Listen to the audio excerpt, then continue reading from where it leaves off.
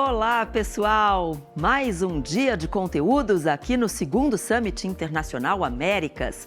Gostaria de agradecer mais uma vez a participação de todos vocês neste evento.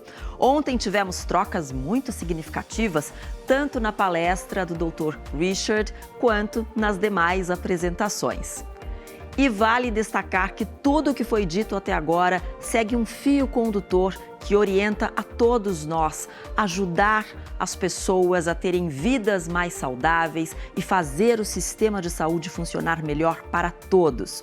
E agora eu quero mostrar um teaser sobre uma novidade do Américas que consolida na prática o que já conversamos sobre excelência em saúde até agora. O Instituto Américas de Ensino, Pesquisa e Inovação. Pode rodar. O conhecimento é um passaporte universal. Quaisquer que sejam as barreiras de língua, cultura ou geografia, o conhecimento atravessa todas essas fronteiras. Pois não podem existir barreiras quando o objetivo é ajudar as pessoas a viver de forma mais saudável. É com esse pensamento que está nascendo o Instituto Américas e que vai trazer o melhor da medicina mundial para o Brasil, fazendo uma ponte entre os melhores cursos, as pesquisas mais inovadoras e o que mais se descobrir para o avanço da saúde. Porque as respostas não precisam ter o mesmo endereço. Estão pelo mundo e nós vamos trazer até você. Elimine as barreiras para ampliar o seu conhecimento. Cadastre-se em institutoamericas.com.br e tenha a medicina do mundo ao seu alcance. Instituto Américas. Conhecimento sem fronteiras. Onde tem Américas, tem conhecimento.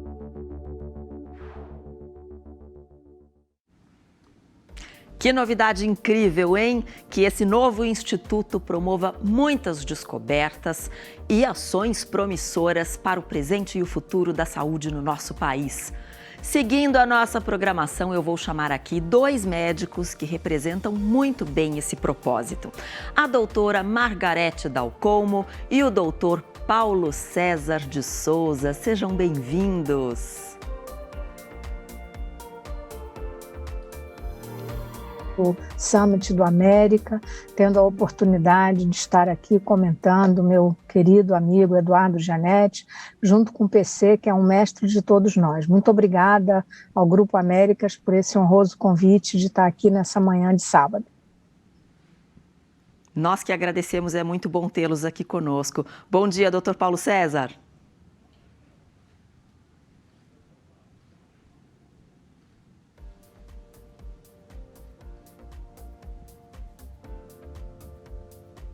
Muito bem, muito bom tê-los conosco. Olha, doutora Margarete, doutor Paulo César. Doutor Paulo César, consegue me ouvir? Bom Agora dia, sim. seja bem-vindo, doutor. Agora sim. Bom dia a todos, é um prazer estar aqui no Summit Internacional do Américas, ao lado do Eduardo e da Margarete, que são pessoas que eu admiro muito, debatendo esse tema de medicina e economia, um tema instigante. Prazer. E olha, doutora Margarete, doutor Paulo César, ontem nós recebemos o vice-presidente executivo de assuntos médicos e CMO do United Health Group, o Richard Migliori. Ele falou sobre os desafios para alcançarmos um sistema de saúde integrado e acessível para que o maior número de pessoas possa se beneficiar. Por isso, nós vamos encerrar o segundo dia do Summit Américas com um grande pensador, que é especialista nas duas coisas, em economia e em gente. Então, logo eu volto com vocês dois, ok, doutores? Até já! Então, para falar de economia e medicina, o desafio da humanização, eu quero chamar ele, que é graduado em Economia e Ciências Sociais pela USP e PhD em Economia pela Universidade de Cambridge, Inglaterra. Seja muito bem-vindo, Eduardo Gianetti. Muito bom dia a todos. É uma enorme satisfação participar desse segundo Summit Internacional Américas, a convite da United Health Group do Brasil, para falar sobre o tema Economia e Medicina, o desafio da humanização. Eu me sinto especialmente feliz de compartilhar esse momento com os doutores Margarete Dalcomo, Paulo César de Souza, Roberto Cooper, e dizer que eu vou fazer uma apresentação, tem um roteiro aqui que eu preparei, e depois nós vamos ter o tema para o debate, tanto com debatedores como com perguntas vindas de fora, para quem se animar a fazê-las. Vai ser um momento muito importante esse da nossa interação depois da minha fala. O roteiro da minha apresentação contempla 3 tópicos principais. Eu vou começar falando um pouco sobre a relação histórica entre economia e medicina. A história das ideias aproxima economia e medicina. Depois eu vou falar sobre o que há de substantivo que une a medicina e a economia, qual é o componente interno desta relação, não é gratuita a relação na história das ideias, e, por fim, eu vou abordar o tema específico que foi colocado, que é o desafio da humanização. Eu acho que tanto a economia como a medicina, neste momento, enfrentam justamente este desafio de contemplar o ser humano, a pessoa humana, na sua complexidade e na sua integralidade. Deixe-me começar fazendo uma breve digressão aqui sobre a história das ideias e o que ela nos diz sobre a relação entre medicina e economia. A medicina, como vocês sabem melhor que ninguém, foi criada no mundo ocidental pelos gregos antigos, e ela aparece no iluminismo grego do século V a.C., na figura de Hipócrates e dos tratados hipocráticos, a medicina baseada em evidências. A economia, como disciplina de pensamento, é muito mais recente. Ela é um produto do iluminismo europeu do século XVIII. O que pouca gente sabe é que grandes pioneiros, formuladores da economia em pleno iluminismo, eram médicos. Muito da origem do pensamento econômico e da teoria econômica é devido à participação direta de grandes médicos que se preocuparam com assuntos econômicos. Eu vou me referir a 3 deles muito rapidamente, cada um mereceria uma palestra, não é o caso de fazê-la aqui, mas eu queria pontuar 3 figuras fundamentais. A primeira delas é François Quesnay. Ele era médico em Versailles, da Madame Pompadour, foi a grande inspiração de Adam Smith, que era um escocês, visitou a França e conheceu François Quesnay, o médico. Em algum momento, o Adam Smith quis dedicar, inclusive, a riqueza das nações ao Quesnay, e o Quesnay deu uma contribuição fundamental para a teoria econômica, porque ele formulou o tableau économique, que é o que nós chamamos hoje a matriz insumo-produto. Ele fez uma representação gráfica e quantitativa das inter-relações e da interdependência entre os setores econômicos, mostrando tudo que entrava e tudo que saía. Foi um passo gigantesco, ajudou demais a formulação inicial do que nós entendemos hoje por teoria econômica. Uma segunda figura de destaque, também médico, é um médico inglês radicado na Holanda, chamado William Petty. William Petty escreveu um livro importantíssimo chamado Aritmética Política, Political Arithmetic. Foi ele que, pela primeira vez, introduziu métodos quantitativos na análise econômica. Ele começou a colecionar estatísticas, ele começou a levantar dados, e pela primeira vez ele deu um tratamento quantitativo, estatístico, a temas econômicos. De novo, um médico dando um passo extraordinariamente importante na origem da teoria econômica. E, por fim, outro médico, este holandês, mas radicado na Inglaterra, chamado Bernard de Mandeville. A ele é devida uma fórmula que é conhecida de muitos, que é vícios privados, benefícios públicos. Inclusive, eu usei essa fórmula como título de um livro meu, só que colocando um ponto de interrogação ao final. Vícios privados, benefícios públicos. A ideia dessa fórmula é muito poderosa. Segundo o Mandeville, o que alimenta a prosperidade das nações são aqueles vícios privados, como a vaidade, como o egoísmo, como a ganância, como a competição desenfreada. Seriam esses os combustíveis do benefício público, que é a prosperidade, que é a riqueza das nações. Então, o mercado teria o dom de transformar um insumo moralmente condenável em algo benéfico socialmente, que é a prosperidade, a riqueza, o avanço tecnológico, a inovação. Uma ideia muito importante, obviamente controversa, até que ponto vícios privados podem ser tolerados em nome de algum tipo de benefício, mas, de qualquer maneira, é uma figura muito marcante e, de novo, um médico. Poderia continuar com outros exemplos, mas eu acho que esses 3 já são suficientes para concluir que a medicina e a economia têm um parentesco, inclusive histórico, de história das ideias, da contribuição essencial que foi dada por médicos à origem da moderna teoria econômica. Este parentesco, e agora eu passo para a segunda questão que eu preparei para abordar, ele não é gratuito. Por que ele não é gratuito? Porque há algo de muito substantivo unindo economia e medicina. Eu vou destacar aqui 2 pontos. Primeiro, a questão do bem-estar humano. Tanto a economia como a medicina têm como objetivo, como propósito, como razão de ser, dar meios ao ser humano para que ele viva plenamente o seu potencial. A medicina por meio da saúde, por meio da integridade do organismo, garantindo o equilíbrio que permita a pessoa viver ao seu melhor, e a economia também, de um modo prático e material, procurando garantir que os meios de vida estejam disponíveis e estejam acessíveis às pessoas para que elas possam desenvolver a sua vida e viver a sua felicidade à sua maneira. Nem a medicina nem a economia têm a pretensão de definir os fins, como viver, o que fazer do tempo que nos foi disponibilizado na vida tal como nós a conhecemos. Agora, ambas, medicina e economia, têm o compromisso de nos dar meios, nos dar condições, abordar de um ponto de vista prático e material as condições para que nós possamos viver a nossa vida da melhor forma possível. O outro aspecto, o outro componente muito importante dessa relação entre medicina e economia é que ambas têm um forte componente ético-normativo. Eu faço aqui um paralelo com as ciências naturais puras, que não têm este componente ético-normativo.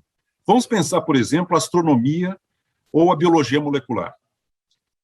Nenhum astrônomo e nenhum biólogo molecular lida com um objeto de estudo e de pensamento que responda ao que ele faz.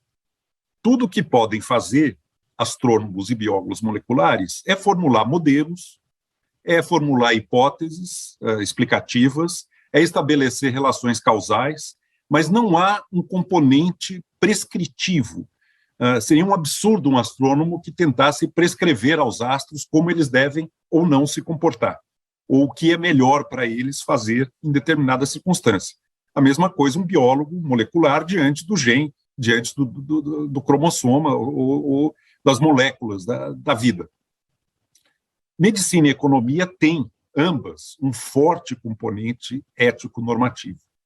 E isso transparece de maneira mais clara e contundente no elemento prescritivo. Ambas compartilham alguma visão do que é melhor para o ser humano, de como nós podemos melhorar a saúde ou as condições materiais de vida, e ambas têm uma preocupação também de recomendar, de prescrever. E isso une médicos e economistas num determinado caminho que requer necessariamente consideração ética. Juízos de valor são inescapáveis. E os dilemas éticos aparecem a todo momento. Por exemplo, na escolha intertemporal. Até que ponto vale a pena aceitar um sacrifício agora para colher um benefício futuro? Notem bem, até que ponto vale, é legítimo, é eticamente razoável abrir mão de alguma coisa no presente, tendo em vista alguma coisa que se materializa mais à frente. Ou o contrário, até que ponto vale a pena abrir mão de alguma coisa futura para desfrutá-la agora, desde já. Escolhas envolvendo custos e benefícios que se desdobram ou não no tempo.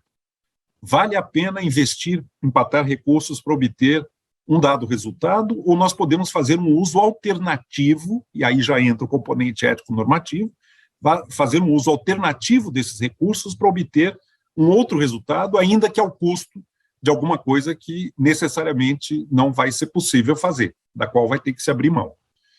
Portanto, não é gratuita a relação entre medicina e economia. Havia uma piada antiga, maldosa, dizendo que a única diferença entre o médico e o economista é que o médico mata no varejo. Mas, obviamente, é uma anedota jocosa, mas que, de novo, aponta para essa relação entre medicina e economia. Eu passo agora a falar do meu tema principal, que é o desafio da humanização. Há um risco compartilhado entre a economia e a medicina no sentido de uma supervalorização da técnica e da especialização. Uma visão que a gente pode chamar de tecnocrática da atividade. Sem uma devida consideração, e é isso que eu vou estar frisando, enfatizando na minha fala, isso se dá em detrimento, isso se dá ao custo de uma devida consideração da complexidade e do ser humano na sua integralidade, no seu conjunto. O ser humano como uma pessoa dotada de sonhos, de vontades e de uma complexidade inerente a qualquer forma de vida. Eu seria a última pessoa do mundo a negar a importância da técnica e da especialização.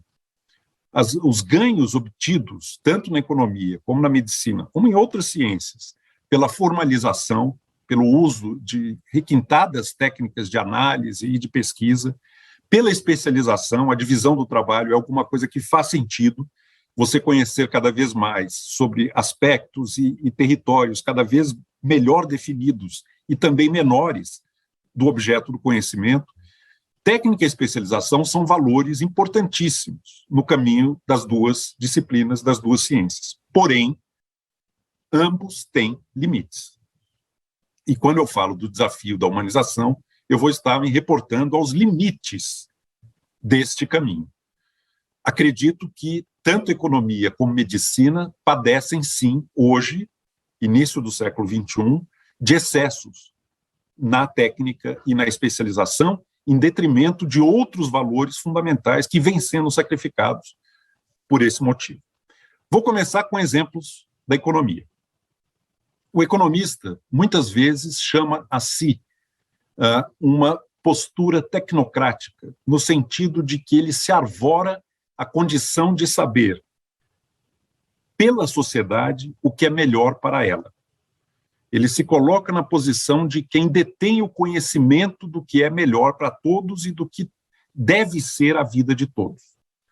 No fundo, ele transporta uma certa preferência, que pode ser mais ou menos justificada, mas ele generaliza isso para o conjunto da coletividade. Isso leva a problemas muito sérios.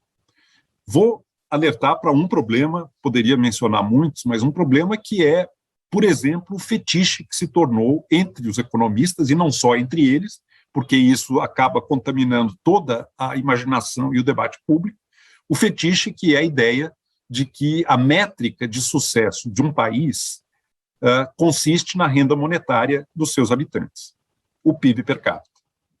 A ideia de que você pode ordenar ou ranquear países por uma métrica estreita que considera apenas o ganho monetário de cada habitante dessa nação. É uma métrica muito duvidosa e muito parcial, e que pode ser um problema não apenas de mensuração. Os economistas gostam dessa métrica porque ela é muito quantificável e ela permite muita formalização, mas ela perde de vista alguns aspectos fundamentais do bem-estar humano na sua totalidade. Vou dar um exemplo. Vamos supor uma comunidade que dispõe de água potável abundante, sem custo. Você obtém água potável como você respira, como o ar que nós estamos respirando. É um bem livre, livremente disponível, acessível a todos e que não entra no sistema econômico, porque, como o ar, ele não é mediado pelo mercado e pelo sistema de preços. Pois bem, essa sociedade polui todas as fontes de água potável.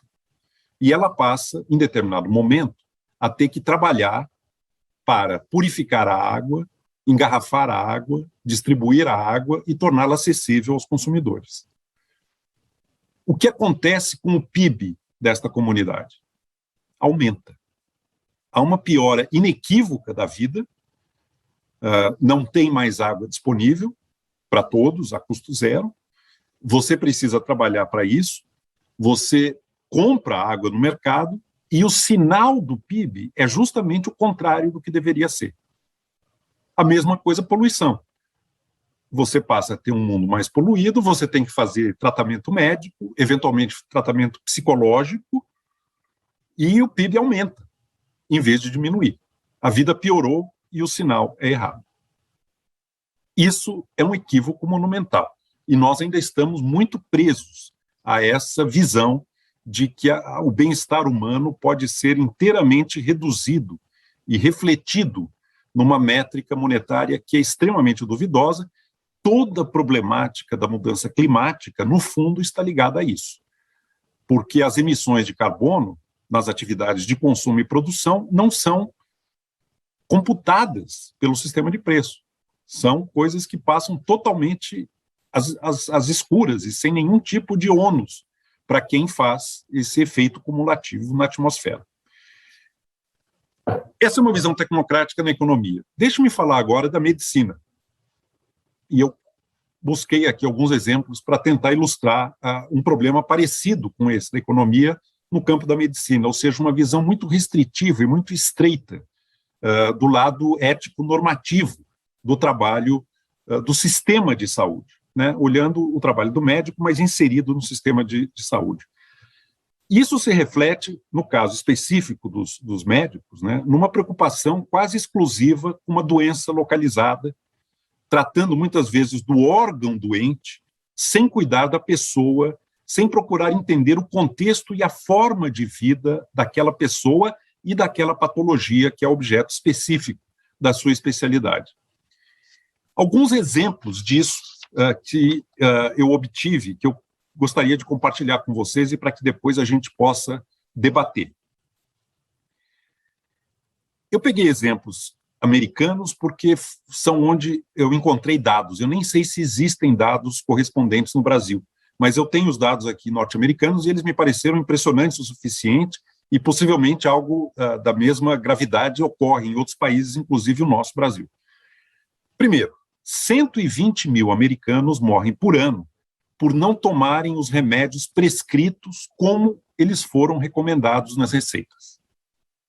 Isso aqui é mistura de remédios que não deveriam ser misturados, são doses inadequadas, são pacientes que não tomam o remédio que foi prescrito e morrem. Quer dizer, além de todos os problemas decorrentes desse tipo de falha no lado prescritivo, foi feita uma receita e ela não foi seguida, além dos problemas decorrentes disso, são 120 mil mortes anuais causadas por isso.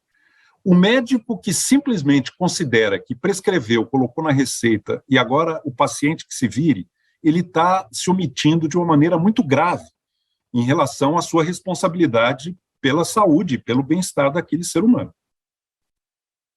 Outros exemplos ligados à forma de vida. 450 mil americanos morrem por ano por causa de tabagismo. Você pode consultar um médico especialista em pulmão, você pode consultar um médico que te faz o melhor tratamento localizado para o problema que você vai lá apresentar a ele, mas se você não mudar a sua forma de vida, continuar fumando, aquilo tudo foi em vão, porque o tabagismo, nós sabemos hoje, ainda mais com uma expectativa de vida que aumentou dramaticamente, os problemas de longo prazo produzidos por esse hábito de consumo são tremendos. Eu poderia falar, igualmente, da questão da obesidade e da questão da saúde mental, a depressão, que se torna, a olhos vistos, cada vez mais um problema de primeiríssima ordem na saúde e no quadro médico de centenas de milhões de habitantes do planeta. Agora, o dado que mais me impressionou, e esse realmente eu queria compartilhar com vocês, de tudo que eu venho lendo e estudando sobre o assunto, foi um dado que eu encontrei na revista Economist, e depois eu fui checar, porque de fato se confirma, eu queria saber se era isso mesmo, que me pareceu uma coisa muito extravagante, mas é o fato, e que eu agora compartilho com vocês. Olhem que coisa impressionante. A probabilidade de um jovem do sexo masculino de 15 anos morrer antes de completar 50 anos é hoje maior nos Estados Unidos do que em Bangladesh. Eu vou repetir, porque parece uma coisa fora da realidade, mas é o fato. A probabilidade de um jovem do sexo masculino de 15 anos morrer antes de completar 50 anos é hoje maior nos Estados Unidos do que em Bangladesh. Bangladesh, obviamente, um dos países do mundo com a menor renda per capita.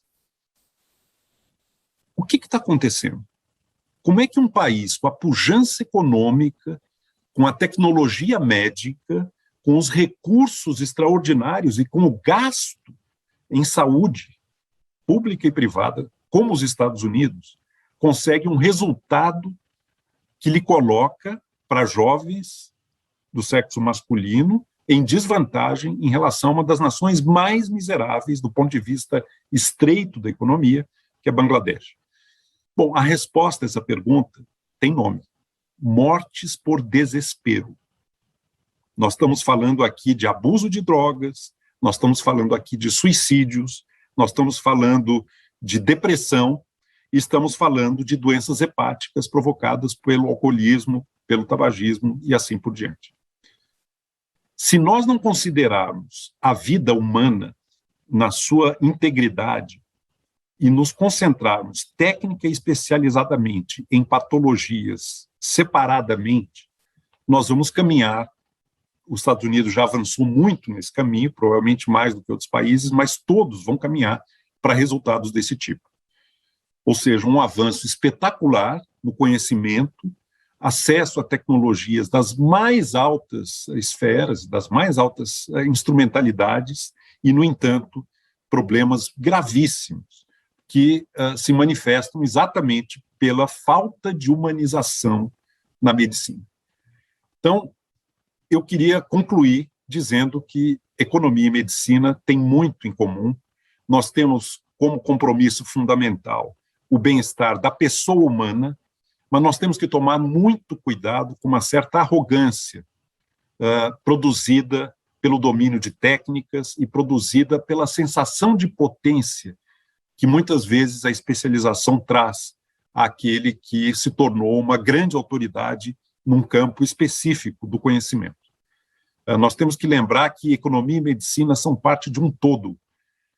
No caso da economia, o conjunto da sociedade, e no caso da medicina, o ser humano como um todo, a pessoa humana, e não apenas um órgão que se possa separar do resto e das interdependências, lembrando aqui o François Quesnay, que foi quem trouxe a noção de interdependência para a teoria econômica, as suas interdependências não apenas orgânicas e metabólicas, mas as suas interdependências com formas de vida e com a construção de sentido na vida. O problema da saúde mental, que aparece hoje com muita força nesses dados que eu acabei de apresentar, ele está muito ligado com o colapso de algum tipo de sentimento de que há um propósito maior do que simplesmente consumir e desfrutar momentos isoladamente. E isso, acredito, tem que ser obrigatoriamente preocupação de áreas como a medicina e a economia, que tem o bem-estar humano como seu principal objetivo. Muito obrigado pela atenção e vamos agora ao debate. Muito obrigada, Eduardo Gianetti, que conversa inspiradora. O nosso bate-papo continua, já temos várias perguntas aqui para pautar a nossa conversa, mas agora nós vamos ouvir a doutora Margarete e o doutor Paulo César sobre este assunto tão fascinante e, em seguida, nós vamos às perguntas. Então, doutora Margarete, ladies first, seja bem-vinda. Muito obrigada, bom dia a todos, um prazer, realmente um prazer redobrado, depois que eu acabei de ouvir Eduardo Gianetti fazer em 30 minutos uma preleção que poderia ser um curso para todos nós, no que eu chamaria um aprendizado das boas práticas do pensar. Nós médicos, Eduardo, temos o vício de pensar hoje, sobretudo nós que ensinamos, o PC sabe muito bem disso, todos que aqui estamos certamente com esse aguilhão do chamado boas práticas, do como fazer bem, como ensinar bem, numa época tão difícil como nós estamos vivendo e diante dos desafios em que essa eu diria, essa radicalização tão nociva à humanidade nesse momento faz com que essa união absolutamente interligada, amalgamada entre a medicina e a economia, como você tão bem descreveu, Eduardo, estão expostas mais do que nunca, né? E ontem, até num momento furtivo, muito rápido, antes de dormir, eu fui buscar um livro, e você citou 3 médicos, sem dúvida nenhuma, né? O Quené, eu conheço assim, razoavelmente bem a história, e é muito apropriada a maneira como você colocou, e eu fui ler a história, que é uma biografia espetacular, escrita por um acadêmico francês, que é o Yves Poliquin, sobre a Madame de Sévigné. E se nós nos reportarmos na própria Madame de Sévigné, Eduardo, você vai ver que ela, como uma médica, entre aspas, né, naquele momento, já tinha noções muito claras também do que eram atitudes que poderiam gerar um benefício, não apenas para a pessoa, mas um benefício para aquela coletividade no momento tão difícil e tão complexo do mundo. E nesse momento, que eu acho, Eduardo, numa situação como o Brasil, né, e me fez pensar muito, sobretudo após esses quase 2 anos tão demarcadores da nossa vida, como eu tenho dito, né, não há dúvida de que nós temos todas as nossas gerações que passamos pela essa grande pandemia da Covid-19, temos a nossa vida dividida entre AC e DC, antes da Covid e depois da Covid, né, não tenho dúvida, né? Então, assim, eu realmente não discuto novo, normal, nada disso, né? Porque quando nós nos referimos saudosamente ao dezembro de 2019, no qual todas essas realidades que você aqui descreveu elas já eram claramente detectáveis, né? E quando você coloca o exemplo radical das diferenças entre o que ocorre nos Estados Unidos, e nós poderíamos apor ainda, né, o índice de suicídio entre jovens num país como o Japão, onde nós somaríamos também pelo desencanto o índice de suicídio num país de alto PIB, né, de alta renda per capita, como o Japão, e é um dos mais altos índices de suicídio do mundo, como nós sabemos. Da mesma maneira, a Escandinávia, então, com uma qualidade de vida, né, um respeito pelo outro, né, a Escandinávia é um local onde certamente, né, muitos de nós conhecemos, onde as pessoas costumam se tratar com um pouco mais de respeito, de, enfim, um sentido de coletividade que faz, sobretudo, perder esse incômodo que a nós é tão pesado, cada vez mais, hoje mais do que antes, não é, Eduardo? Que é exatamente essa diferença entre quem tem e quem não tem. Quer dizer, esse gap sobre o qual nós vivemos, né, que é o mesmo gap que coloca esse indicador entre Estados Unidos e Bangladesh, ao qual você se referiu, né, eu chamaria isso que eu defino, assim, ouso definir como a era numérica que nós vivemos, né? Então, quando nós falamos em evidência, né, nós não podemos falar em evidência científica, por exemplo, como algo relacionado a isso que eu estou chamando, não jocosamente, mas dramaticamente, de era numérica, né? Nós temos que contar tudo, como nós hoje contamos mortos, né? Como nós contamos vidas perdidas, como nós contamos famílias enlutadas no Brasil e no mundo, por que não dizer, depois desse momento. E o que é que isso vai gerar? O que isso vai gerar? Quando eu falo era numérica, eu também falo na era da radicalização. Quer dizer, toda essa radicalização que nós temos visto no mundo, nós poderíamos aqui transpor para, enfim, para questões de natureza religiosa, inclusive, mas eu prefiro me ater à radicalização no sentido da desintermediação. Eu acho que a desintermediação é uma palavra feia, né, grande, mas enfim, eu acho que é isso, quer dizer, aonde foi que nós nos perdemos, né? Eduardo se referiu ao século V a.C., ao século de Péricles, ao século de Buda, ao século um século que o Arnold Toynbee define como um demarcador de eras, né, sem dúvida nenhuma, e ele o foi. Né? Nós temos que buscar um outro século que tenha tido a força do pensamento humano ocidental e oriental, como foi o século V a.C. Mas foi o século da intermediação, né? E numa época em que, enfim, os mecanismos de contato entre pessoas eram absolutamente privados, enfim, quase furtivos, né? Enfim, a não ser que nós pensemos logo depois nas ágoras gregas, onde as pessoas ficavam ali por horas e horas e horas ouvindo, né, aquela escola ateniense que passava conhecimento. Era intermediação.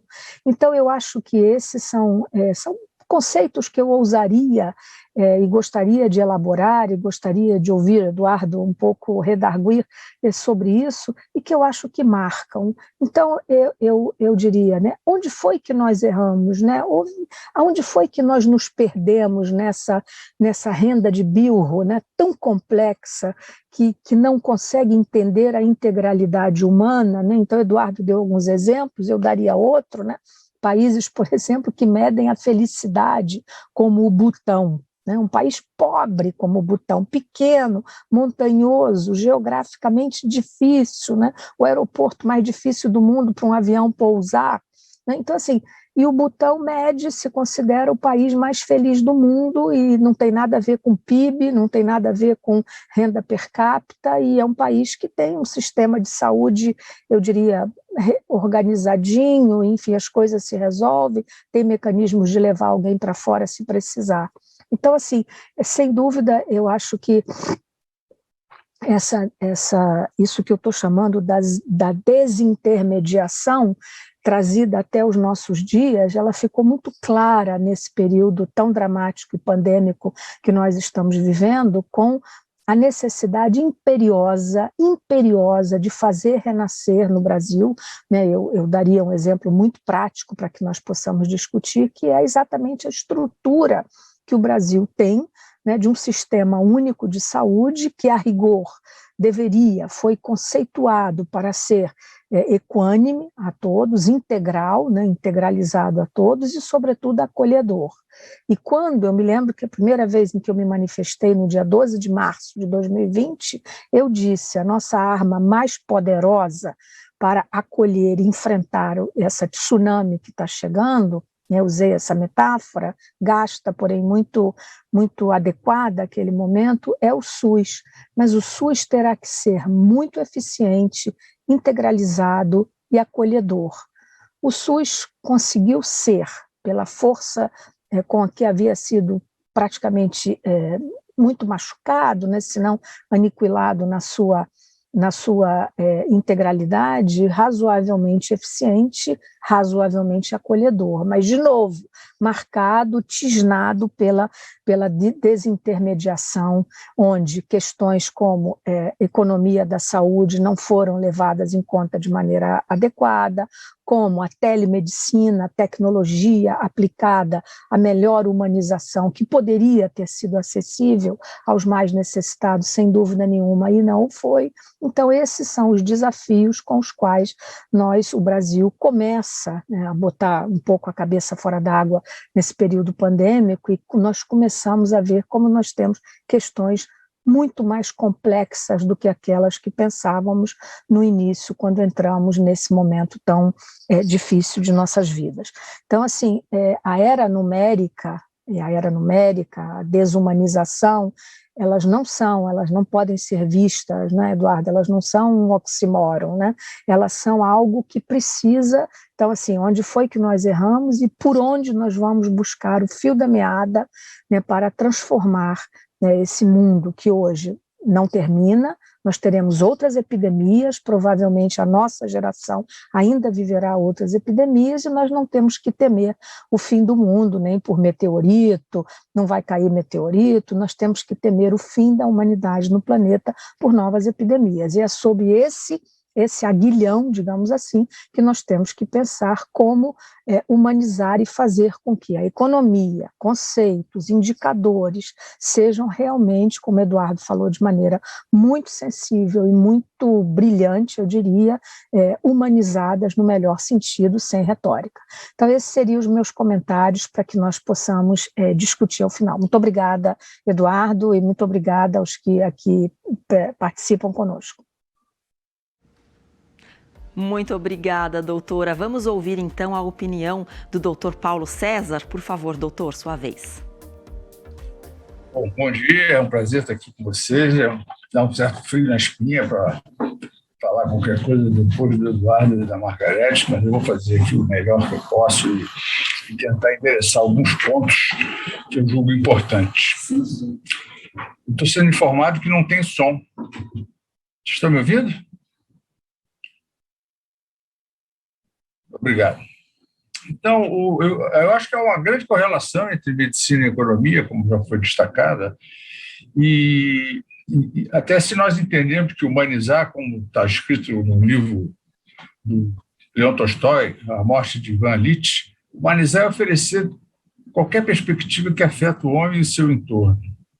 E isso é um ponto que eu acho super importante, um ponto de correlação muito grande. A gente normalmente pensa em economia como uma ciência de algoritmo, de PIB, dólar, juros, mas, na realidade, a economia é uma ciência moral.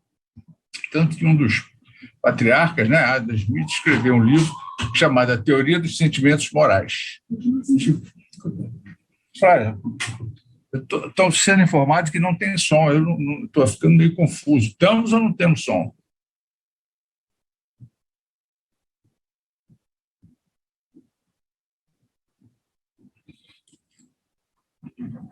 Ok, então eu estava falando de Adam Smith, que foi um dos patriarcas, escreveu um livro chamado A Teoria dos Sentimentos Morais. O Eduardo Gianetti, num dos seus livros, O Elogio de Vira-Lata, ele faz uma análise muito interessante, muito ampla dessa teoria dos sentimentos morais, mostrando que se discute virtude, se discute justiça, se discute crença moral.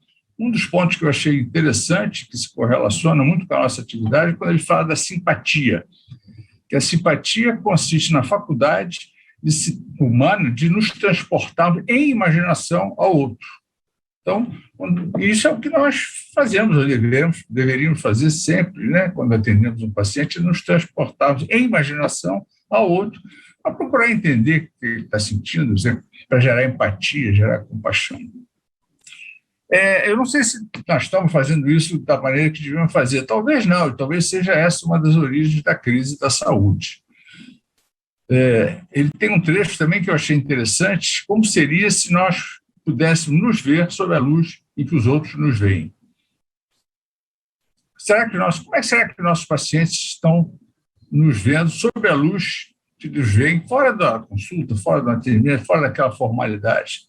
É um ponto que eu acho super interessante. Outro ponto que eu acho interessante, que o Eduardo destaca, nós estamos vivendo num mundo bastante comum do modelo de controle e comando, né? E ele comenta que o incentivo desse modelo de comando e controle é a obediência. Mas as consequências é a restrição da autonomia decisória e a limitação da iniciativa e da criatividade. Foi o que nos tirou da barbárie, segundo o Eduardo Gianetti. Que o progresso depende da experimentação, da descoberta, da propensão ao risco e da responsabilidade pelos riscos assumidos. Talvez a gente possa realmente evoluir seguindo essa linha para melhorar os nossos resultados. E que ponto a gente poderia destacar? Um ponto seria uma questão dos ativos intangíveis.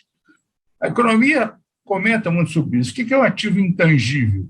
Ativo intangível é o estoque de conhecimento advindo da educação, do tempo, de trabalho, da absorção de uma cultura organizacional e da experiência adquirida. Isso seria o ativo intangível. E para que esses ativos intangíveis sejam plenamente utilizados numa instituição, é preciso investimento em capacitação, cultura, mas também retenção de pessoas na linha do tempo. Quando a gente troca um por um, quando a gente tem um turnover elevado, a gente pode ser que numa planilha lá não faça muita diferença, mas raramente o ativo intangível é transferível. Então, se na planilha não faz diferença, no cuidado faz. Talvez o Eduardo possa nos ajudar em calcular o impacto econômico, não o impacto financeiro, dessas trocas evitáveis dos nossos ativos intangíveis através de um turnover elevado entre os profissionais de saúde. A estabilidade de um sistema de alto desempenho, que é a proposta do Summit, né, gerar um sistema de alto desempenho para melhorar a saúde de todos, será um grande ativo. Mas ela depende de duas questões fundamentais que eu acho que a gente tem que aprofundar a discussão, que é a comunicação fluida e a confiança. Confiança entre as pessoas. E talvez esse seja um ponto em que a gente possa também debater como é que está essa questão da confiança e da comunicação fluida para que a gente possa evoluir para um sistema melhor. Tem um autor chamado Robert Wright, que publicou em 2000 um livro chamado Não Zero, A Lógica do Destino Humano. É um livro muito interessante. Michael Porter usou esse livro para publicar o conceito dele, né, na saúde de soma zero, né, que escrito naquele livro Redefining Healthcare em 2006. Esse conceito do Robert Wright, ele diz que qualquer relação não zero, onde todos tendem a ganhar, pressupõe dois valores essenciais: comunicação e confiança. Ele volta a citar isso, e que é possível, segundo ele, até entre os competidores. Será que nós estamos num sistema com comunicação fluida e confiança? Será que esse é um ponto, um dos gargalos, dos funis do nosso sistema de saúde? Ele termina dizendo que sem comunicação e confiança não teremos um mundo não zero, que ainda assim vai ser imperfeito, mas será mais equilibrado e mais sustentável. O penúltimo ponto que eu queria destacar, que é um debate que eu acho que a gente não teve, pelo menos com a intensidade que devia ter, é chamada de doença de Baumol, ou doença dos custos, ou ainda efeito Baumol. Isso foi detectado por um economista americano, William Baumol, em 1966, ou seja, não é tão novo assim, já tem algum tempo, e ele destacou isso num dos seus livros, que é a última edição de 2012, e que o título é o seguinte: The Cost Disease, Why Computers Get Cheaper and Healthcare Doesn't. Porque os computadores são baratos e os cuidados de saúde não são. Ele morreu em 2017, como professor emérito de Princeton. A doença dos custos é o nome dado pelos economistas ao aumento das despesas com saúde e educação, no mundo em que os custos caem vertiginosamente graças ao aumento da produtividade. Baumol argumenta que em setores como saúde, educação e arte, as melhoras não vêm dos ganhos de produtividade só, mas dependem principalmente dos ganhos advindos da experiência dos colaboradores, talvez o tal estoque de conhecimento, que exige relacionamentos e estratégias de recompensa muito particulares, muito diferentes. Ele dá um exemplo metafórico muito curioso, que eu compartilho aqui com vocês, que é o quarteto de cordas em Ré maior de Beethoven. Um conceito dominante de produtividade, headcount, esses conceitos, eu não estou discordando, só estou querendo balancear esses conceitos, considerando que a música foi composta em 1825 e tem 196 anos, ela teria hoje, se a gente usasse esses conceitos, dos 25 minutos e alguns segundos, teria talvez uns 20, porque em 196 anos ganharia talvez uns 5 minutos. E o quarteto talvez fosse interpretado só por 2 pessoas, porque 4 pessoas é muito. Qual é a produtividade? A gente passa de 4 para 2 em 196 anos. Então, isso é lógico que eu estou falando metaforicamente, mas é um conceito que é importante a gente saber, que em alguns setores a gente não pode considerar economias de escala e tudo isso como sendo a única variável a interligar a eficiência de um sistema. Provavelmente a gente poderia fazer um quarteto com 2 pessoas em 20 minutos, mas seria a mesma coisa, transmitiria a mesma emoção. E, para finalizar, eu queria trazer 10 sugestões do livro Humanidade, uma história otimista do homem, escrita pelo um historiador holandês chamado Rutger Bregman.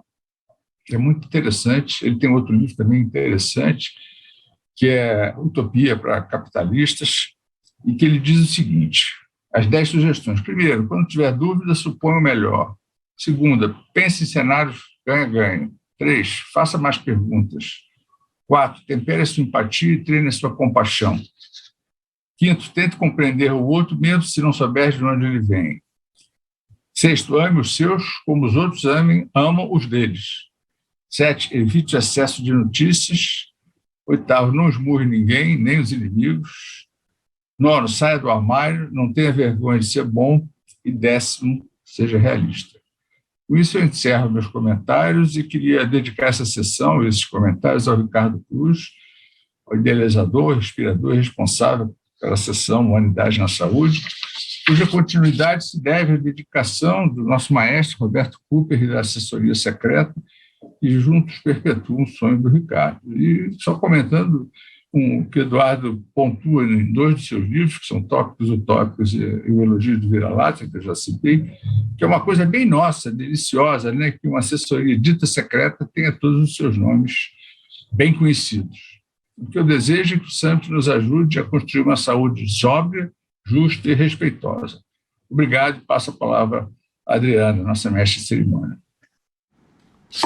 Muito obrigada, doutor Paulo César. Adorei essas 10 dicas e muito obrigada também mais uma vez à doutora Margarete. E para contribuir ainda mais com esse momento e fazer a mediação com as perguntas que recebemos, eu queria chamar um outro convidado especial. Ele é pediatra e faz parte da assessoria secreta do projeto Humanidades na Saúde, o doutor Roberto Cooper. Seja muito bem-vindo, doutor. E ótimo, agora convido também de volta a doutora... Doutor, o senhor ouve a gente?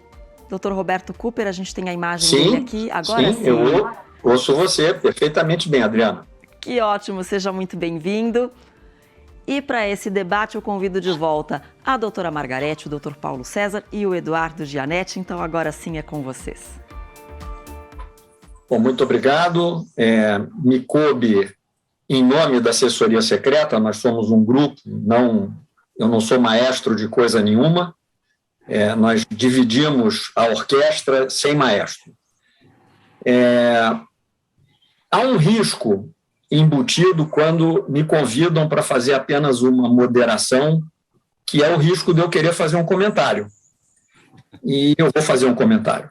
Eu sou um economista, não obedeço hierarquia, todo mundo já sabe disso, e o meu comentário é curto e breve. Ouvindo vocês 3 falar, me ocorreu como seria ou será bom um mundo humanista que substitua o obscurantismo atual. É uma esperança que a gente tem ao ouvir pessoas que pensam e mostrando para todos nós a importância de pensar. Margarete falou disso. Recebemos muitas perguntas, eu vou ter que fazer uma seleção, a gente tem um tempo, não é curto, mas não permite tudo, e eu vou começar, sem maiores delongas, perguntando ao professor Gianetti, uma pergunta que veio da plateia, o que poderia humanizar a prática da medicina? Não deveríamos mudar desde o currículo médico, inserindo algum estudo de filosofia, e valorizar devidamente a bioética e a deontologia? Professor Gianetti, com a palavra. Obrigado, Roberto. Obrigado, Margarete. Obrigado, Paulo César. Eu anotei tanta coisa aqui do que vocês falaram que eu não sei nem por onde começar as questões super pertinentes e as provocações e os caminhos de pensamento, mas eu vou começar tentando responder um pouco a pergunta que foi feita. Eu posso falar com um pouco mais de tranquilidade em relação à economia, e eu sim acredito que a economia deveria ser muito mais atenta para a formação ética e filosófica daqueles que se dedicam a esse campo da ação humana. A economia, como foi lembrado pelo Paulo César, ela nasce da filosofia moral no século XVIII. Adam Smith era professor de filosofia moral, mas não só ele. John Stuart Mill era, Karl Marx era, a tese de doutorado de Karl Marx é em filosofia antiga, uma comparação entre as filosofias da natureza de Demócrito e Epicuro. Todos os grandes economistas do século XVIII, do século XIX, incluindo Keynes, eram filósofos.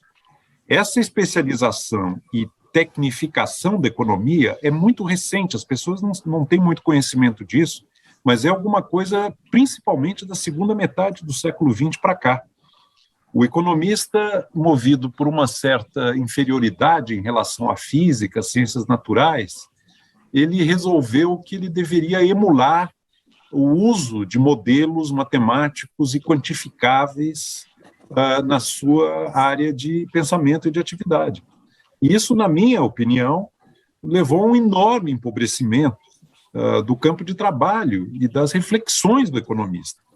Isso remete muito para o que a Margarete falou sobre a era numérica. Se tem um campo do conhecimento que padeceu e padece dessa fetichização do número, do quantificável, de só se preocupar e se debruçar sobre o que pode ser medido, é justamente a economia.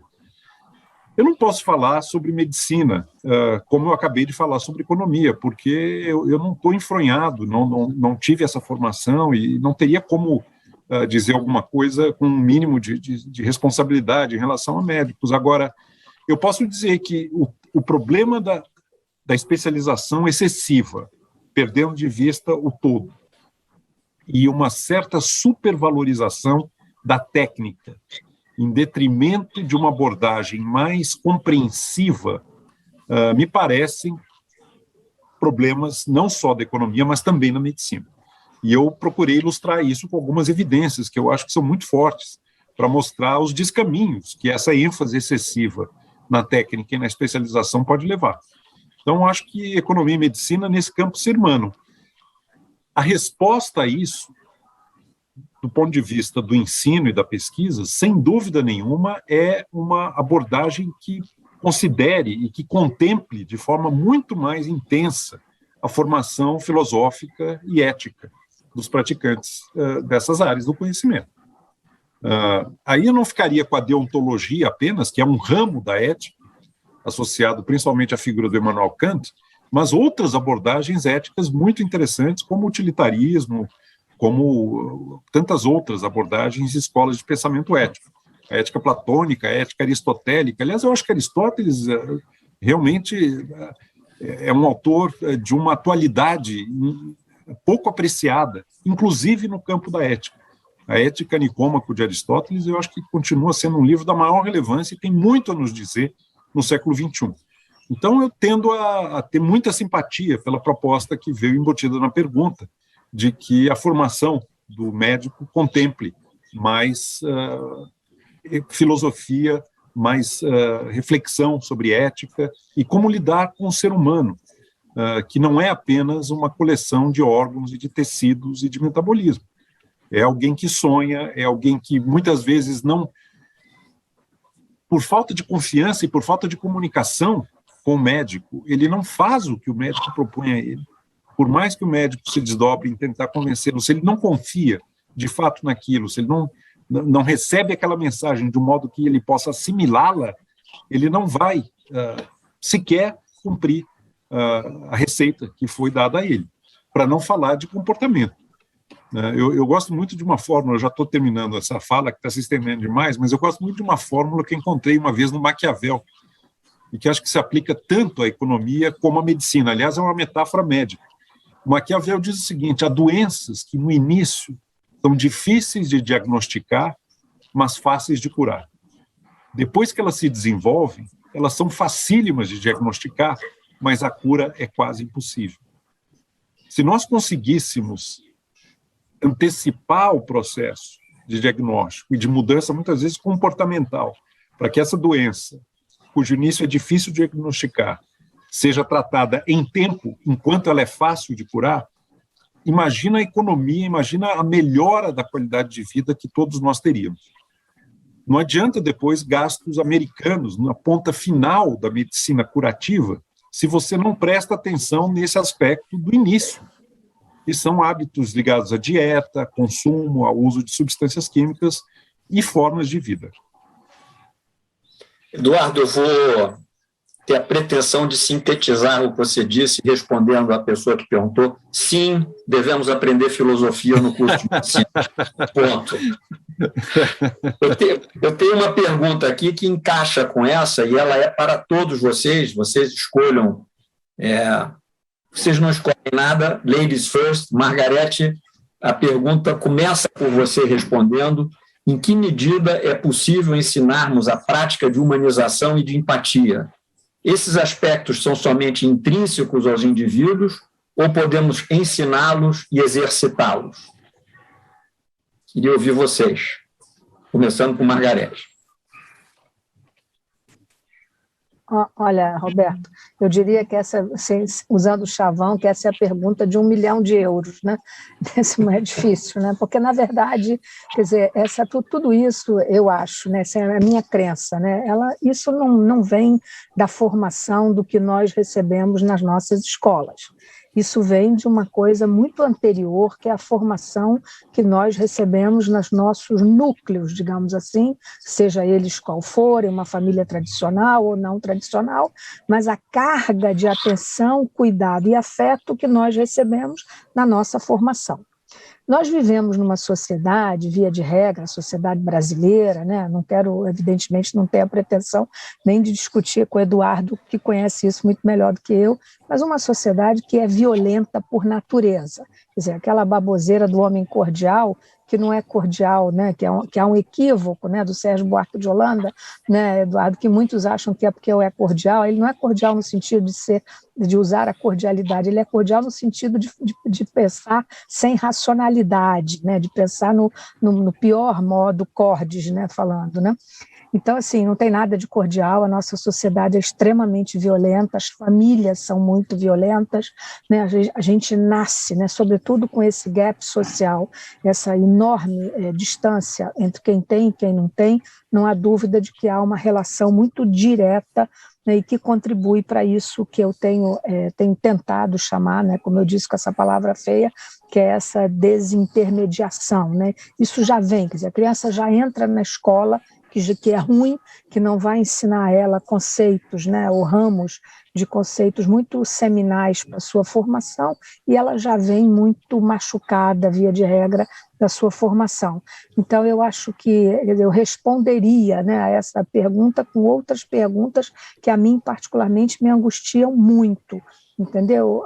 Assim, não é só, será que só ensinar a filosofia nas escolas, no ensino terciário, ou nós teremos que, aquela coisa, né, de pequenino que se dobra o pepino, né, começar a acolher essas crianças no ambiente da coletividade, né, e dar a ela o conceito do respeito pelo outro, né? O que nós temos visto de comportamento equivocado nas crianças desde tão pequenas, sobretudo numa realidade como a nossa. Então, de novo, né, quer dizer, a desgraça consumista, ela é, sem dúvida nenhuma, um contribuidor, né, quer dizer, dos que eu estou tentando, sem pretensão nenhuma, chamar da era numérica, né, Eduardo, contribui para o pior na formação das nossas crianças.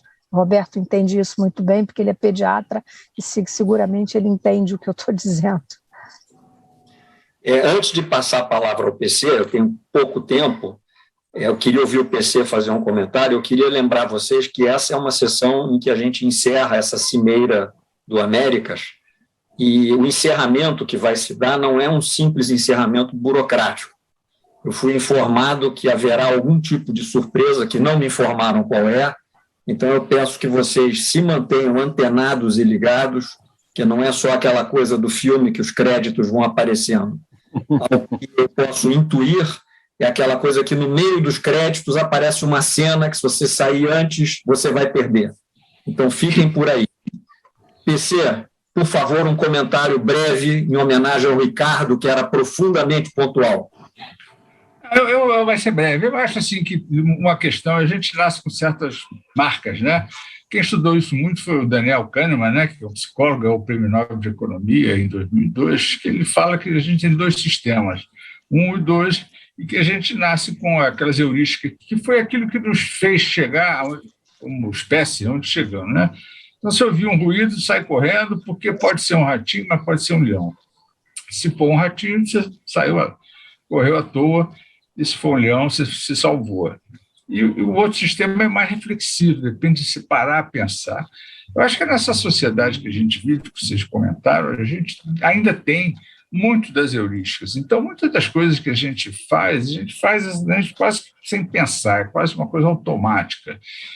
E para se criar alguma coisa de empatia, compaixão e simpatia, como eu comentei, a gente precisa de ter um pouco de tempo. A gente precisa considerar que nós temos as heurísticas, e se nós não tomarmos cuidado, nós vamos ter uma resposta automática, impulsiva e equivocada.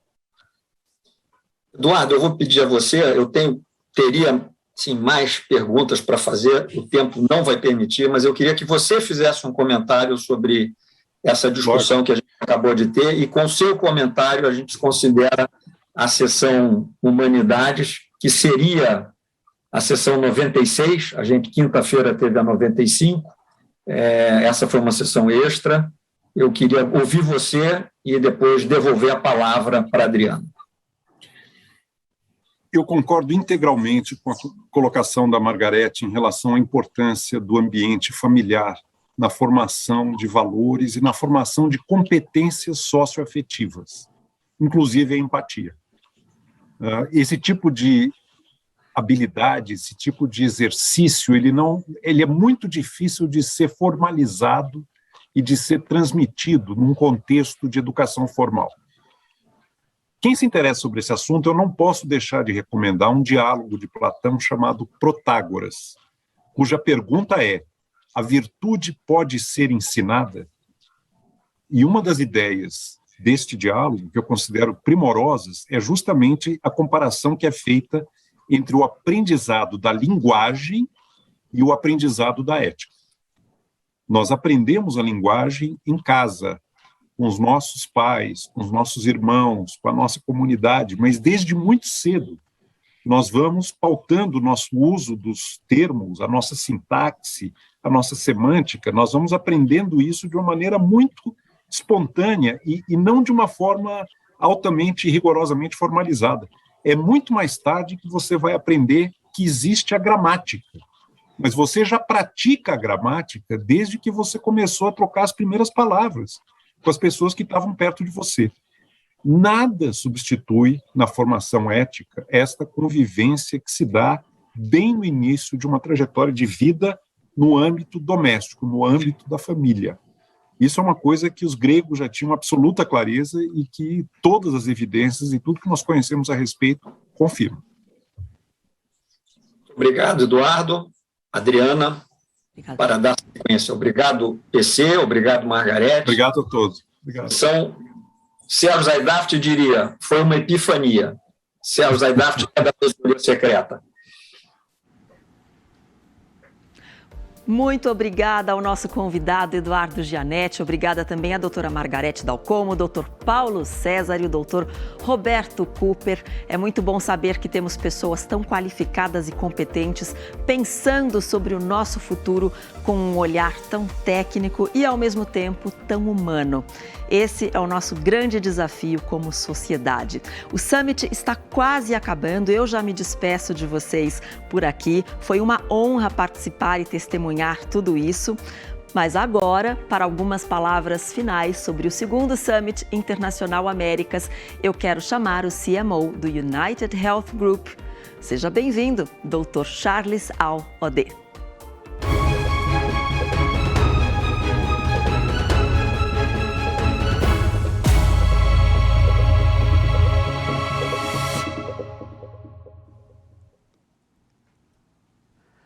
Então, muita coisa. Nossa, quanto conteúdo, quanta riqueza, quanta reflexão. Acho que quando a gente começou a pensar em como montar o Summit ano passado, no meio da pandemia, né? Acho que foi um dos primeiros, se não foi o primeiro evento virtual bastante desafiador. A gente já pensou com essa estrutura em que a gente começava com um norte mais objetivo, mas concluía com uma sessão Humanidades para trazer a reflexão e um norte mais interior, mais introspectivo. Eu acho que está muito adequado e muito correto. Acho que depois desses 2 dias de trabalho intenso, acho que todo mundo sai desse evento muito mais rico, com tanto compartilhamento de conhecimento, troca de experiência, debate, interação em torno de temas que são tão relevantes para a medicina, para o universo da saúde de um modo geral e para cada um de nós. A gente vive um contexto muito dinâmico, muitas mudanças profundas, rápidas, na sociedade, grandes avanços misturados com grandes desafios que vão se renovando o tempo inteiro, né? Então, acho que o espaço do Summit é particularmente inspirador sobre esses caminhos, né? Os caminhos que a gente pode trilhar para superá-los, né?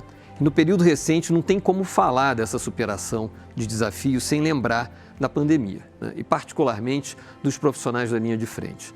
Então a gente queria muito dedicar, né, o Summit e fazer uma homenagem àqueles que cuidaram dos pacientes graves nas unidades de terapia intensiva e nos serviços de urgência e emergência. A imprensa, a população, alçaram esses profissionais à condição de heróis, mas a verdade é que eles são heróis sempre, independente da pandemia.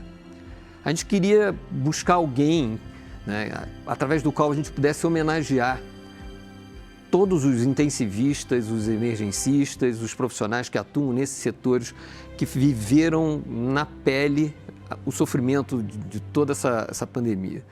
E a gente resolveu homenagear através de uma pessoa que eu tenho certeza que muitos e muitos vão se sentir representados. Eu conheço ele, esse médico, há muitos e muitos anos. Ele diz que trabalhar em UTI exige muito mais do que conhecimento técnico e boa dose de humanismo, exige espírito de equipe, porque é um trabalho coletivo que vai fazer a diferença no tratamento do paciente grave, na terapia intensiva. Mas mais do que isso, exige amar aquela atividade. E ele fala muito do verbo amar, porque segundo ele, paixão não é o suficiente, porque paixão acaba, o amor é para sempre. Então esse meu colega, esse meu irmão, esse meu mentor, ele fala com conhecimento de causa, porque ele descobriu esse amor pela terapia intensiva ainda recém-formado. Acho que ele se formou antes da terapia intensiva existir. E viveu esse amor assim, por mais de 3 décadas, até decidir que num determinado momento da vida dele era a hora de desbravar outras fronteiras no campo da gestão, do ensino e da pesquisa. Provavelmente muitos de vocês já devem ter adivinhado que eu estou falando do PC, né? O Paulo César Silva Pereira de Souza, que é difícil segurar a emoção, PC. Você é muito querido. Mas hoje ele lidera o nosso Instituto de Ensino e Pesquisa e o PC diz que a medicina entrou na vida dele antes mesmo dele nascer, né? E ele tem razão, né? Bisavô, avô, pai, médico, né? Ele já nasceu com um código genético formatado para isso.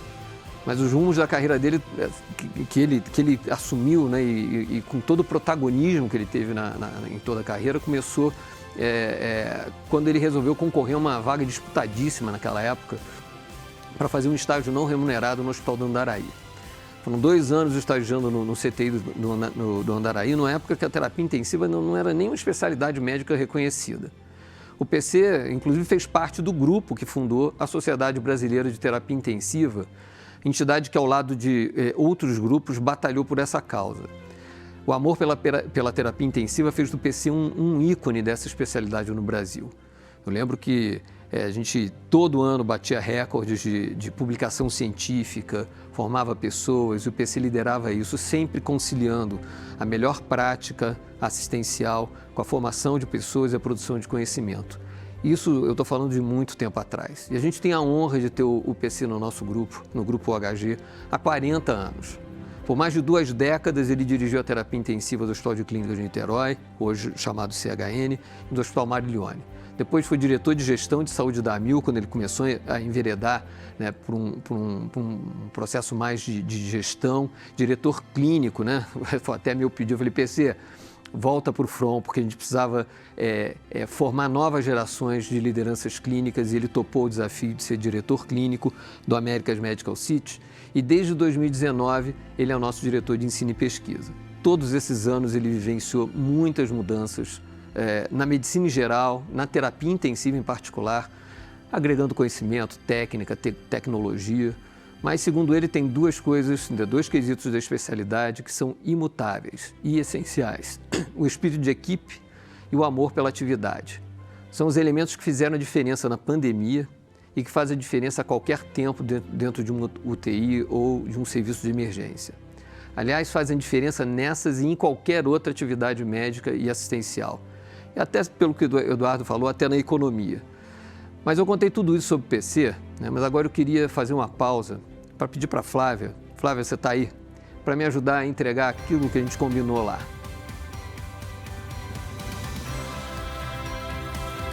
Oi, Flávia.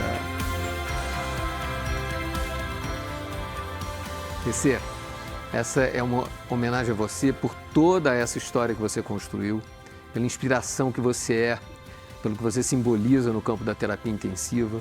E também é uma homenagem que eu tenho certeza que os intensivistas, muitos intensivistas e emergencistas do nosso país, foram heróis sim nessa pandemia se sentem representados no momento que a gente tem você como homenageado.